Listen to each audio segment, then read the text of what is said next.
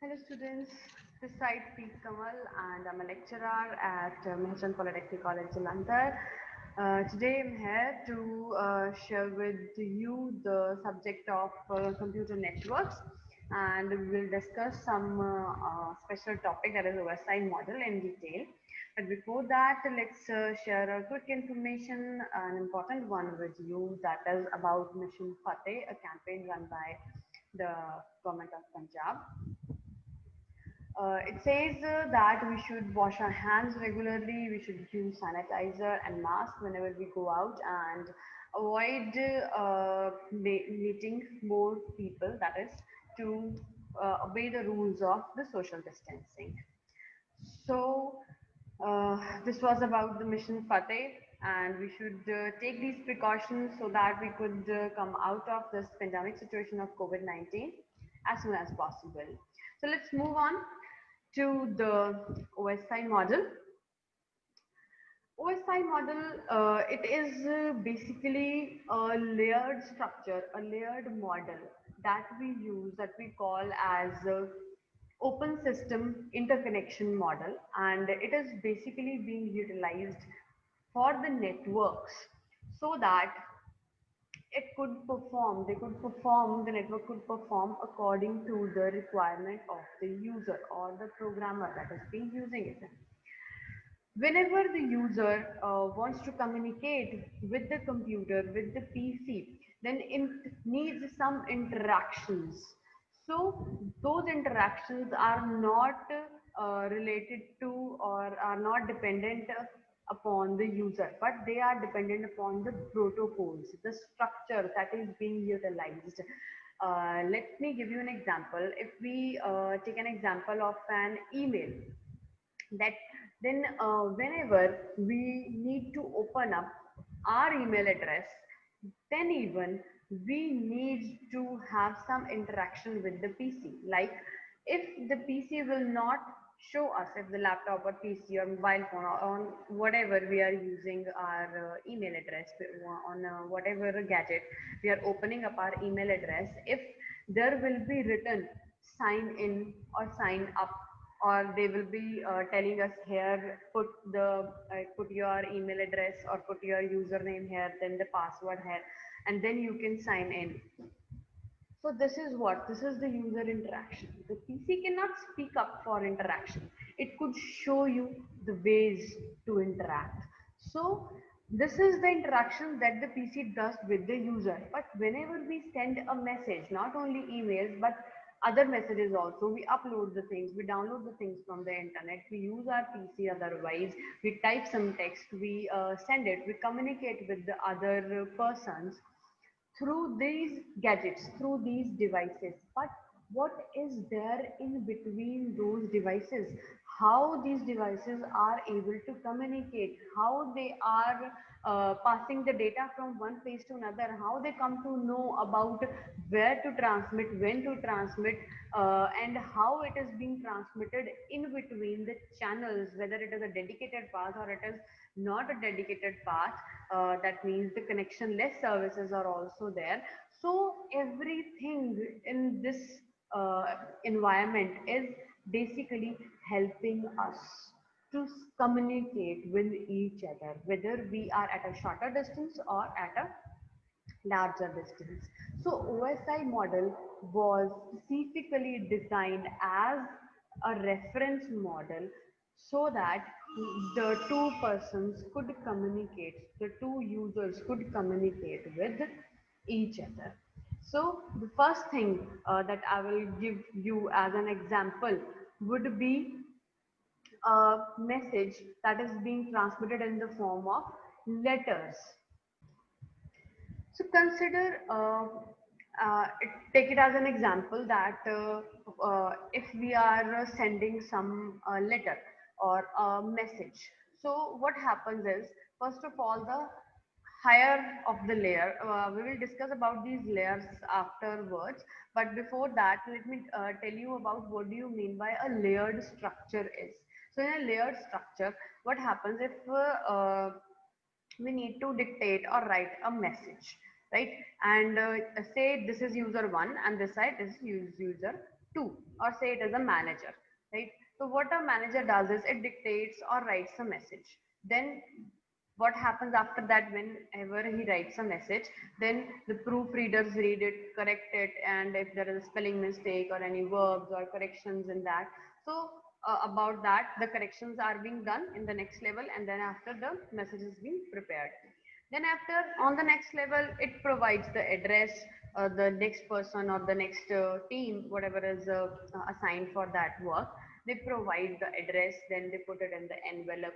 Then when it is put, when the envelope, the sorry, the envelope is being made, it is being, then it is being to transmit, right?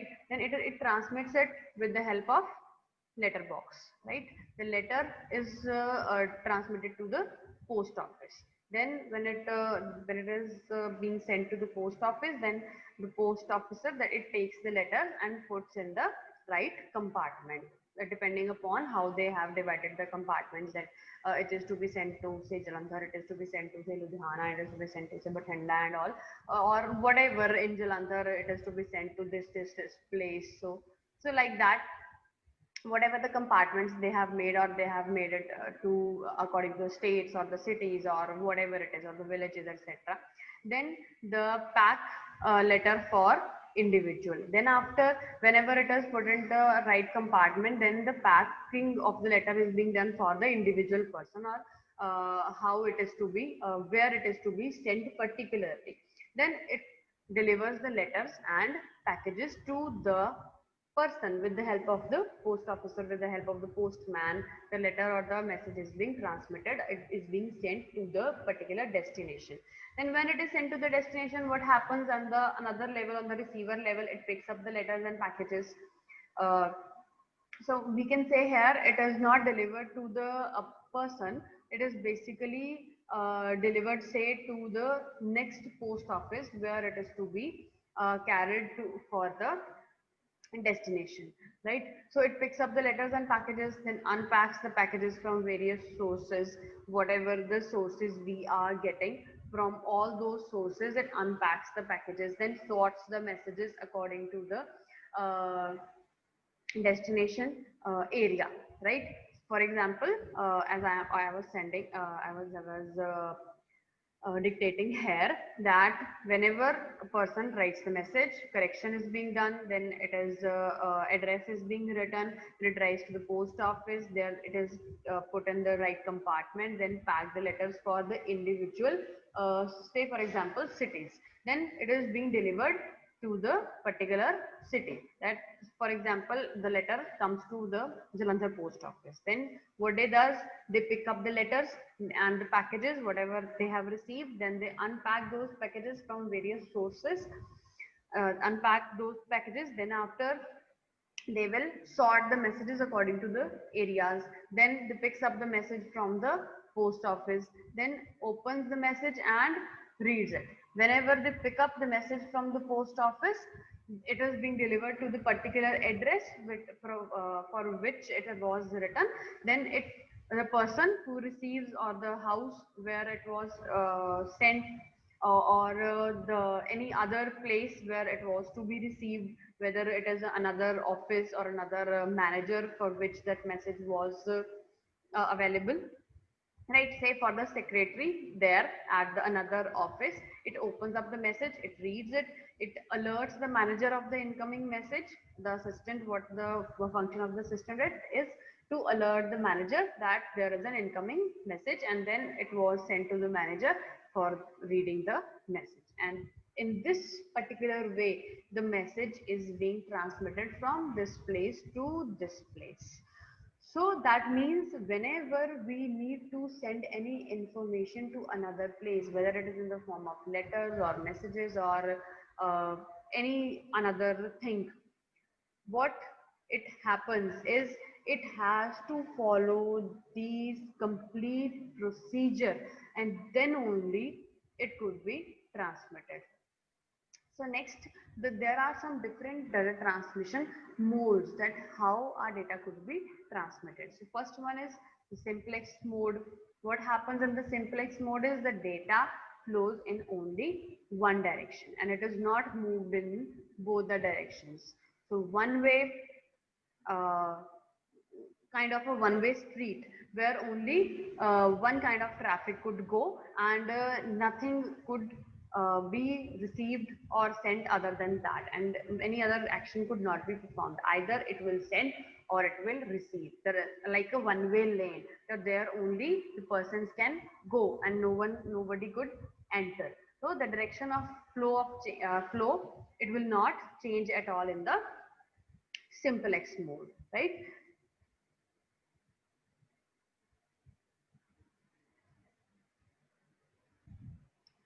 So this is the way that I was saying that, for example, there is a mainframe and there is a monitor, and the direction of data, if we will say, it is in a simplex mode. Simplex means only one side flow, one side direction of data, and no data flow from this side to back to the mainframe, right? So we can get to know about it about in another manner also, that is I will give you an example of, say, TV transmission or say radio transmission. What happens whenever we listen to the radio, we are only in the receiving mode, right?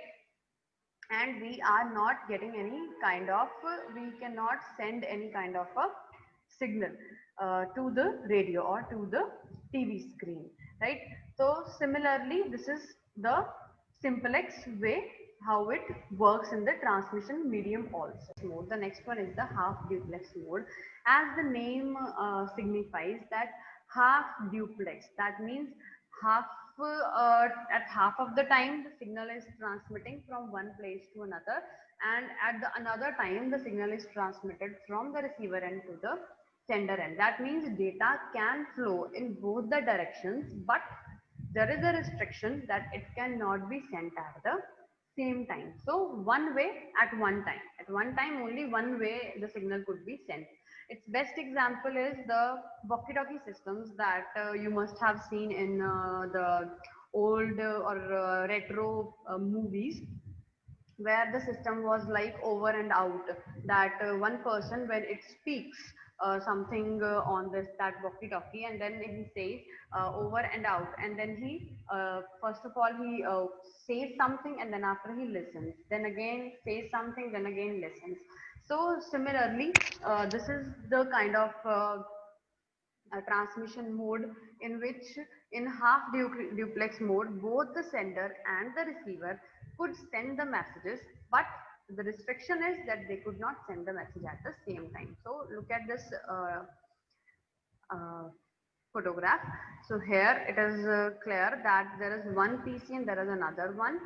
They will send the data. Both are able to send and receive the data, but direction of data at time one and direction of data at time two. So not at the same time duplicate again. Next, then the last one, the last mode is the full duplex mode. That is, the data can flow in both the directions simultaneously. So fast speed and time is not weighted. That means that speed is fast whenever the signal is traveling from one place to another place and to and fro at the same time. For example, our mobile phones. In the mobile phones, you can say and you can listen at the same time. That is our problem, that we could not say and listen at the same time, but the technology allows us to do the same. Similar things, similar transmission modes, they happen in the computer networks, that we are having different types of mode in different ways we can transmit our data. It may be in simplex mode, it may be in half duplex mode, it may be in full duplex mode. And along with that, we are having one more thing, that is two types of data transmission is possible. One is connection oriented and another one is connection less. The connection oriented is the protocol used for the connection oriented is TCP, and for connection less is UDP. So that is why TCP is more reliable as compared to UDP. TCP is transmission control protocol that we will study later on, and UDP is the user datagram protocol. All this we'll discuss in the next in the forthcoming lectures. But first of all, we should understand what do you mean by connection oriented and what do you mean by connectionless services. Connection oriented means, as the name signifies, it is the connection is made. It is a dedicated connection with the help of wires, with the help of cables, with the help of lines. So in the connection, prior connection needs to be established. Whenever we need to use the connection oriented service, there should be a prior connection, already made connection. For example, our normal telephone, the landline phones that are installed in our homes. So before calling somebody, we should have a landline connection. The wires should be connected. This connection should be already done. It should be established prior to the communication, right? Then in the connectionless services, there is no prior communication or connection established requirement. Then resource allocation, resources need to be allocated and no prior allocation of the resources is required. Whenever the connection is done at that time, whichever kind of resource you all know about what a resources is, so they should be connected at the same time. Then reliability, it ensures a reliable transfer of data. Obviously, when the cable is connected in between sender and the receiver, then it makes sure that everything is traveled from one place to another place, right? And when we talk about the reliability in connectionless services, then in spite of the best effort services, sometimes there is no guarantee of reliability that the signal will be received from the sender end or not. As it is a connectionless service, so there may be in between the channel there may be some noises or anything that can affect the signal, and it is not sure that the signal will be received at the output side or not. No doubt, the services, the things, the signals we send nowadays are having a lot of this noise reduction signals and the control signals and the centered frequencies, so that there should be efficient delivery at the particular at the same time without any delay. But in case of reliability, we would say the connection oriented services are better, right?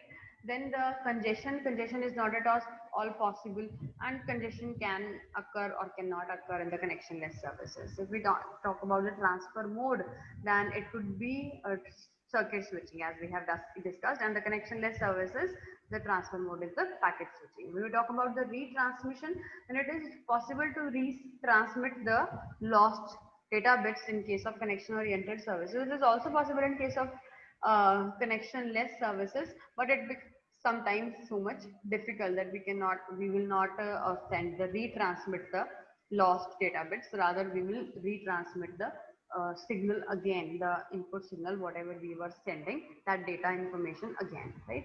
Then suitability, it is suitable for long and steady communication, but it is suitable for bursty transmissions only.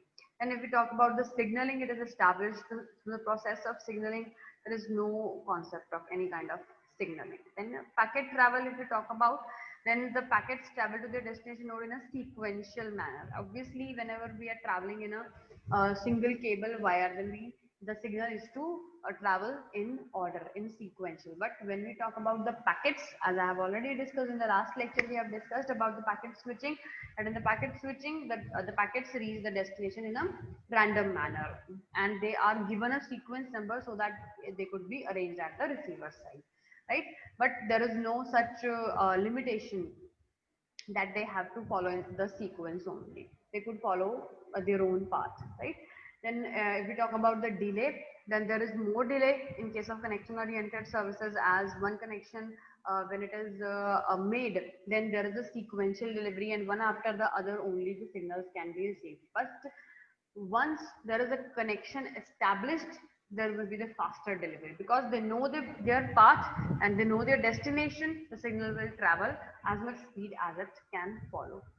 And there is also connectionless services. There is also no delay in the absence of even connection establishment. There is no delay, because the signals, the packets of this information signals, they reach the destination at their own times on following their own paths. That is why there is no loss of the information.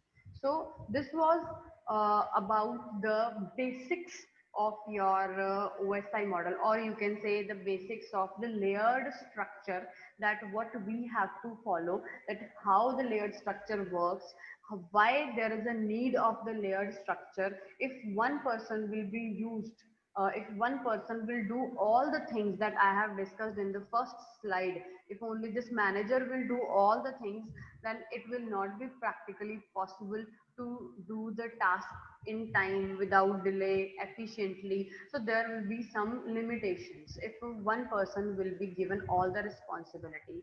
So that is why the layered structure is preferred nowadays, so that there should be division of the work, the division of the whatever the work is to be done. If that will be divided in different parts, in different layers of the computer, or in the different in between the different persons, then it will become very easy for each and every person to do their particular task when they know their tasks, right? So similarly, we are having different kinds of layers, and when we are having different kinds of layers, that layered structure work in their own way. Every person knows who is to work with what type of work he is to do, right?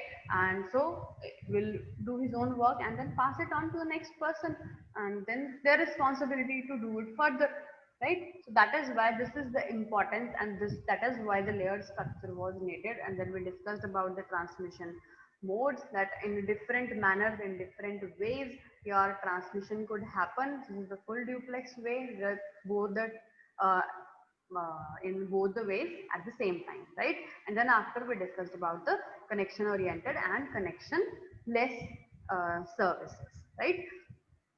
So this is how our signal can travel. It can be, it could be traveled through your connection oriented cables, or it could travel through a connection less service. So whether circuit switching could be used or packet switching could be used for the voice and video transmissions. If we will talk about the messages, then it will be something else, right? So this was all about today's lecture. So we'll meet in the next lecture, and if you will be having any doubts, I will be taking them in the live sessions as always. Thank you. Take care.